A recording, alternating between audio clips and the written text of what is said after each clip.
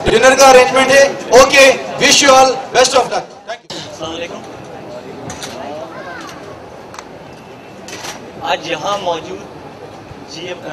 इस गैदरिंग में मौजूद GMI फैमिली का हर मेंबर ये बात जानता है कि हमारा स्लोगन है, कंपनी का स्लोगन है टुगेदर वी ग्रो.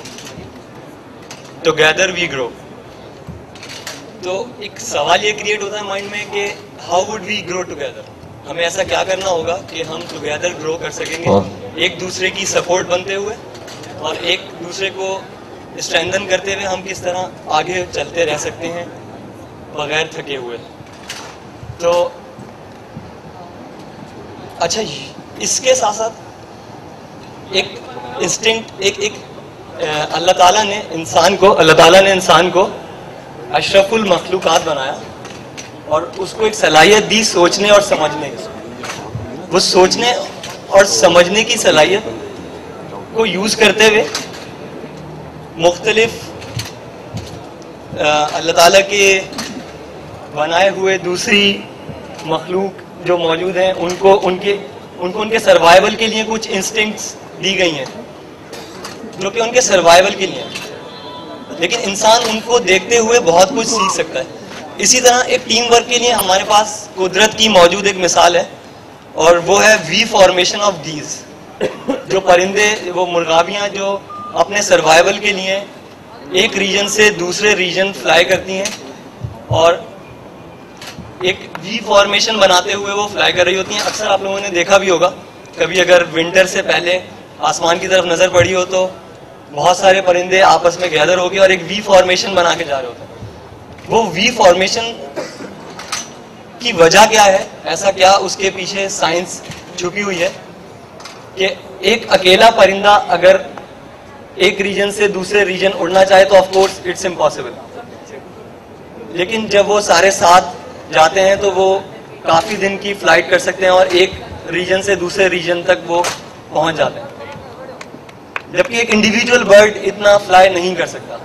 उसके पीछे साइंस ये है कि जब वो एक फ्लॉक बना के एक वी फॉर्मेशन बना के जा रहे होते हैं तो उनके आगे सबसे फ्रंट लाइन पे मौजूद जो लीडर्स हैं, जो स्किलफुल लीडर्स हैं, जिनको वो एयर प्रेशर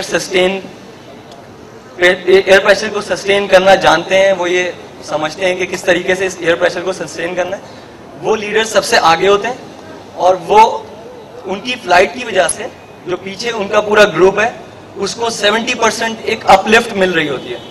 70% अपलिफ्ट का मतलब है कि उनको मौका मिल रहा होता है, उनको 70% लेस पावर लगानी पड़ रही होती है, एनर्जी लगानी पड़ रही होती है फ्लाई करने के लिए. जैसे कि फ्रंट जो फॉर्मेशन है, फ्रंट पे जो लीडर्स हैं वो कुछ एयर प्रेशर सस्टेन कर रहे होते हैं, उसके बाद जो पीछे उनके मौजूद जो बाकी की गीज हैं उनको 70% लेस करना पड़ रहा होता है. उनसे पीछे जो हैं थर्ड लेन में उनको और 70% लेस एफर्ट्स करनी पड़ रही होती हैं. Bye maintaining this support mechanism और इस आपस में एक दूसरे को सपोर्ट देते हुए एक अकेला परिंदा जो शायद एक दिन भी फ्लाई कर नहीं सकता, वो इस पूरी टीम के साथ एक रीजन से दूसरे रीजन तक पहुंच जाता है.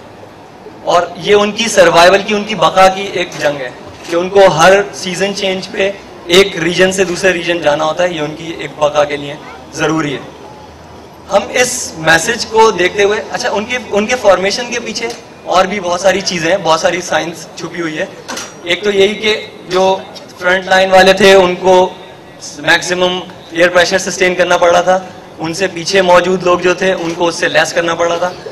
इसी तरीके से जब वो फ्रंट लाइन जो मुस्तकिल एयर प्रेशर सस्टेन कर रही है वो थक जाते हैं, वो लीडर्स थक जाते हैं तो वो बैकवर्ड मूव करते हैं और पीछे मौजूद जो दूसरे फ्लॉक के जो मेंबर्स हैं उनको मौका मिलता है लीड करने का, और वो फ्रंट पे आते हैं और वो उनको एक्सपीरियंस गेन करने का मौका मिलता है कि किस तरह उस एयर प्रेशर को सस्टेन करना है और पूरे कॉन्वॉय को, पूरे फ्लॉक को लेके उड़ना है. साथ में उनकी वो हॉन्किंग साउंड, आपस में बोलने की जो उनकी इंस्टिंक्ट है, उससे एक दूसरे को एप्रिसिएशन मिल रही होती है, एक दूसरे को मोटिवेशन मिल रही होती है और उनको एक मोटिवेशन मिल रही होती है कि लेट्स ग्रो टुगेदर. स्लाइड हमारी अवेलेबल नहीं है. अच्छा, ये यहीं रुकी हुई अभी तक. ओके, चेंज करना प्लीज. आगे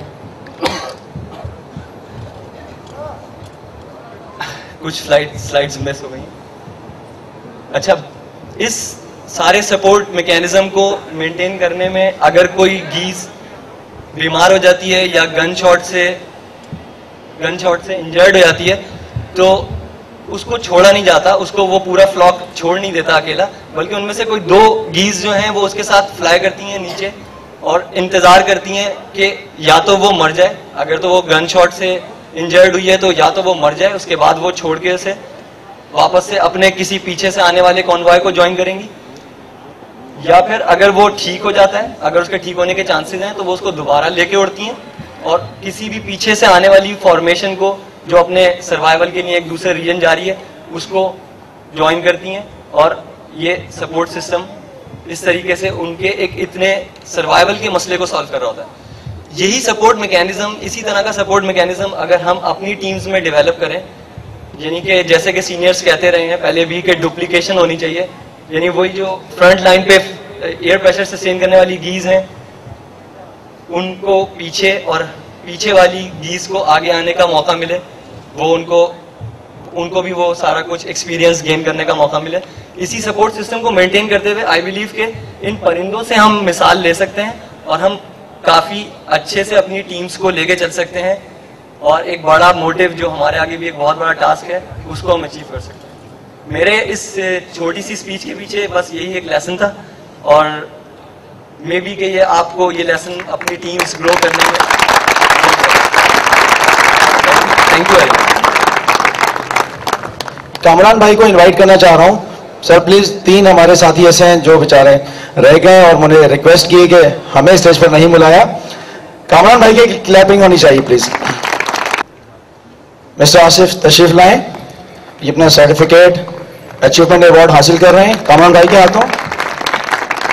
اس کے بعد مسٹر اکبر یوسف, اس کے بعد مسٹر علی محمد,